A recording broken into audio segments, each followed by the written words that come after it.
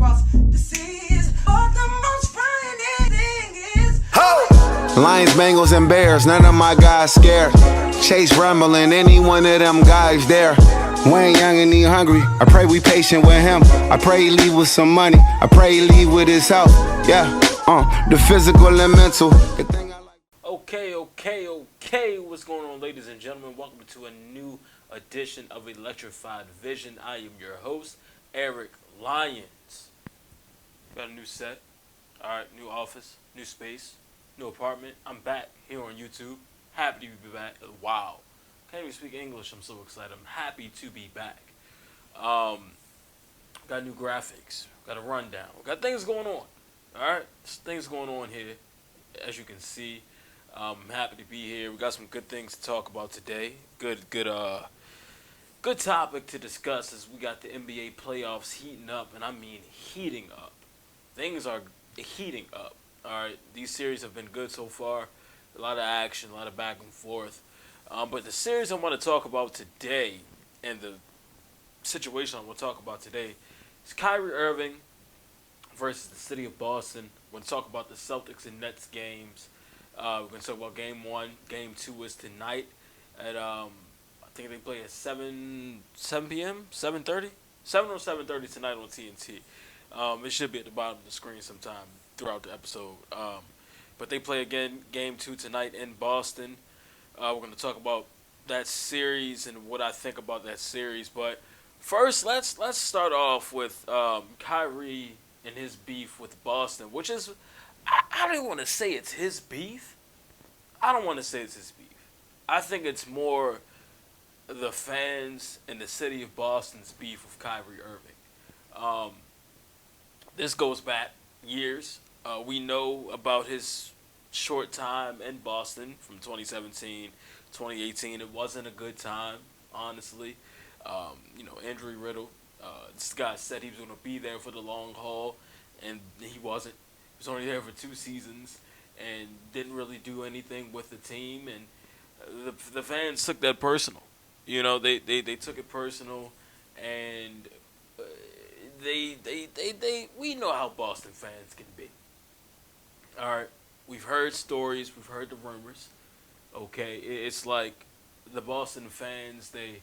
Once they leave the TD Garden, it's like they go on. They put on white sheets.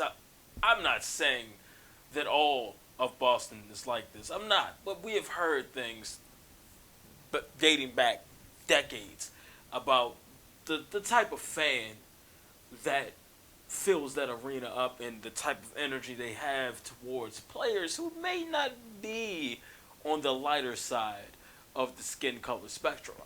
I'm just saying, right? So there's a little bit of that riddled in this beef as well. A lot has happened between Kyrie. A lot of things have been said between Kyrie and the fans. So when this playoff series came about and we knew we'd be getting Boston versus Brooklyn, and there will be games in Boston, we already knew something like this will be talked about, and there was going to be something happen, right? And usually when it's a team, it's usually players versus players. But in this case, we got players versus fans. We saw this type of energy last year in Boston. Not just in Boston, but we saw this type of fan interaction. Remember last year with Trae Young versus the Knicks and the New York fans at the Garden and the back and forth. That was a heated competition, heated rivalry. Outside of the fans spitting at Trae Young, that was completely nasty. And then we saw something similar to that in Boston that was happening around the same time. Remember last year in Boston when the fan threw the water bottle at Kyrie? Like I said, this is not new, man. This beef between him and these fans, this is not new. Last year, somebody threw a water bottle at him and had to be escorted out of the arena in handcuffs. Why did the fan decide to throw the water bottle at him? Because he stepped on the logo. Can't make it up. It's a logo. You don't play for the Celtics. You don't have any money invested in the Celtics. You're not the owner. You're not a GM. And even if you were, you don't throw stuff at players because they stepped on your team's logo. Come on, bro. And it's not the Dallas Star. It's not like it's the Cowboy Star. Like, bro, it's a mascot. It's a come on, it's a leprechaun. What are we doing here? It's a leprechaun. A fan actually threw a water bottle at Kyrie because of this. So that right there, big part of this beef. And you know, here's my thing. Fans pay money, right, to come to these games and express themselves. Okay, you can boo, you can heckle, but there is a line, and I feel like Boston fans, and not just Boston fans, but in this moment, I'm talking about Boston fans and their relationship with Kyrie. Could they have crossed that line? Absolutely. So let's go back to the other night in Game 1. There's a lot being said to Kyrie, and we know how Kyrie is. All right, we know the type of guy he is. He is a no nonsense type of guy. Look, I mean, I'm just where I'm from. I'm used to all these antics and people being close nearby. It's nothing new when I come into this building, what it's going to be like, but it's the same energy they have for me, and I'm going to have the same energy for them. And it's not every fan. I don't want to attack every fan, every Boston fan, but, when people start yelling pussy and bitch and fuck you and all this stuff, it's but so much you can take as a competitor. And, we're the ones expected to be docile and be humble and take a humble approach. Nah, fuck that. It's the playoffs. This is what it is. I know what to expect in here, and it's the same energy I'm giving back to them. It is what it is. I'm not really focused on it. It's fun. You know what I'm saying? And like again, where I'm from, I've dealt with so much. So coming in here, you relish it as a competitor. And this is, I'm going to keep repeating myself when I say again, but this isn't my first time in TD Garden. So what you guys saw and what you guys think is as entertainment, or the fans think is entertainment, all is fair in competition. Of course, he didn't like it.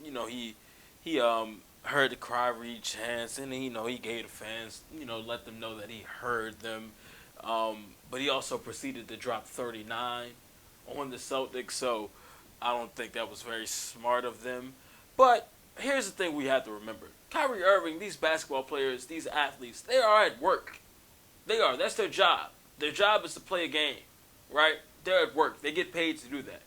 So imagine if you're at work and somebody came and started booing you and started yelling obscenities at you while you're trying to do your job. How would you like it if we booed you? Oh, it would never happen. Boo. Oh, Boo. I appreciate the feedback. Boo. Boo. You wouldn't like that, would you? You wouldn't like it. So you can call Kyrie soft. You can call him emotional. You can call him immature. But how can we, be upset at his reaction to what's been thrown at him? Yeah. He ran down the court after he hit a three and shot the bird at the fans. So what? He gave him a little stone cold action, man. It's just that keeping the same energy. But Kyrie got fined $50K. Can't fine the fans for being fans, right? You can't fine them. But Kyrie gets fined $50 out of his pocket because he just gave the fans the energy that they were giving him. I don't think he should have been fined. For what? He didn't go on the fan. He didn't go attack anybody. He didn't throw anything at anybody. He didn't spit at anybody. He didn't throw his mouthpiece at anybody like Steph Curry. He didn't do any of that. He just shot the bird at somebody. Just a middle finger. Who knows? He could have been trying to throw up a peace sign, man. It could have been an accident. It could have been, who knows? But I'm not even going to go say it was wrong. I don't think it was wrong. It is what it is, bro. It's heated competition. All right? It's heated competition. We're all growing here. We're all growing. If the fans can yell out all types of bad language and stuff, talk bad about this man, hell, even throw stuff at him, when he finally gets his opportunity after a big shot, that's what he decided to do. Was that worth $50K? Absolutely. I'd do it again. Find me every time. And he shot the double birds at him behind his head. My man was going crazy. So I'm not mad at Kyrie. I understand, man. This relationship that he has with the Boston fans is like, I look at this as like, all right, you guys had a bad breakup. All right, I get it. All right, but fellas, after you had a bad breakup, you don't keep hitting that lady's phone. You don't keep tweeting about her. You don't keep posting about her. When you see her in the street, you don't give her a hard time. No, you let it go. Ladies, when you break up with a guy, you probably block him. Don't want to see him on social media anymore. If you see him out in public, you probably look the other way. Celtics fans can't do that. They haven't done it. They're still hurt. This man left them. Don't like his attitude. Don't like the things you said about the team. About the organization, about the city. Hey, what have you guys done? Right? You guys haven't been any better. You guys haven't been mature about the situation. So why should he? That's all I'm saying, man. See the competition. Find him again. If I was Kyrie, I'd keep doing it. I ain't gonna suspend you. But that game was really good. I was at work. That was Easter Sunday. I think I saw the last 2 minutes of it. I was watching on my phone when I was walking home. Hell of an ending. Big quarter for Kyrie. I think he had, 18 or 20 in the fourth quarter. Let me see, pull up the stats real quick. He had a hell of a game. He had 39 points. He shot 12 for 20, 6 to 10 from 3, 9 for 9 from the free throw. 39 points. KD had 23. They didn't get much help from the starting lineup. Drummond only had 8 points. Brown only had 5. Curry only had 9. But they did get some help from Dragic and Claxton off the bench. They combined for 27 points off the bench. But they played a great game. But down the stretch, bad defensive series. Jaylen Brown, easy layup. Bad offensive series. The Celtics get the ball back, and that's how Jason Tatum gets in position to make that crazy game winner. Speaking of Jason Tatum, he had 31, shot 9 for 18, but you put that with Al Horford's 20, put that with Marcus Smart's 20, and Jaylen Brown's 23 points, and you get a 115-114 victory. 1-0. They stole that game from the Nets. The Nets looked like they were going to, steal home court, go up 1-0, but Celtics steal the game, man. At the very end. It's never over with them. And we talk about this series and, what happened game one, how hard fought it was, and you look at how this series is stacking up against the rest of the Eastern Conference series. You look at what's going on with the Raptors in Philly, right? Philly looks like they're going to get them out of there quick. You look at what's going on with Miami. It looks like Miami's going to get Atlanta out of there quick. Milwaukee struggled with Chicago, but it looks like they're going to send them packing kind of early. But then you look at this series. The rest of the series in the Eastern Conference right now could be over in 4 to 5 games. But this series right here looks like it's going to go 6 to 7. And quite frankly, I believe whoever wins this series is going to the Eastern Conference Finals. I think that whether it's Brooklyn being able to have 2 of the probably most unguardable players in the NBA in KD and Kyrie, with Ben Simmons possibly coming back and contributing, see how he fits in the mix, fits in the mold. It's one of the best teams in the East. Whether it's them beating Boston and going straight to the Eastern Conference Finals, or it's Boston with this suffocating defense, and you got Jason Tatum and Jaylen Brown scoring lights out night in, night out. This is a team that I think can go to the Eastern Conference Finals as well, right? This is the toughest series in the Eastern. This is the toughest round 1 series in the Eastern Conference right now. This is a series that some people probably would have wanted to see in the Eastern Conference Finals. This is probably a series that both of these teams probably wanted to see in the Eastern Conference Finals, because it's like, well, damn, we got to get this out the way now. This is big, right? But if you take out the Nets, it's like you feel like, well, I can beat any of these teams, and then vice versa. You take out Boston, well, I feel like I can beat the Milwaukee, I can beat Chicago, I can beat Miami, I can beat who else? I can beat Philly, right? you feel like you can do it. So this series is definitely going to determine a lot, especially if both squads stay healthy. That's a big part of it too. We've seen injuries already impacting the playoffs. Devin Booker left the game with a hamstring injury last night. We know Luka's not back yet, but the Mavs were able to take game 2 in that series. So, it's going to be interesting. But I'm still sticking with Boston in 6. That was my prediction for this one. Yeah, I'm staying with Boston in 6. I think that their defense is just too much, man. Marcus Smart, Defensive Player of the Year. It's like, you're not going to stop KD. You're not going to stop Kyrie. You're not going to stop them. But you can't slow them down. You can try your best, but they are unguardable, right? But holding KD to 23, Kyrie still has 39 points. But Kevin Durant, 23 points, right? If you can slow down one, somebody's going off. It's when they both have great nights. That's when you're in trouble. If you can stop one, if you can slow one down, you're good.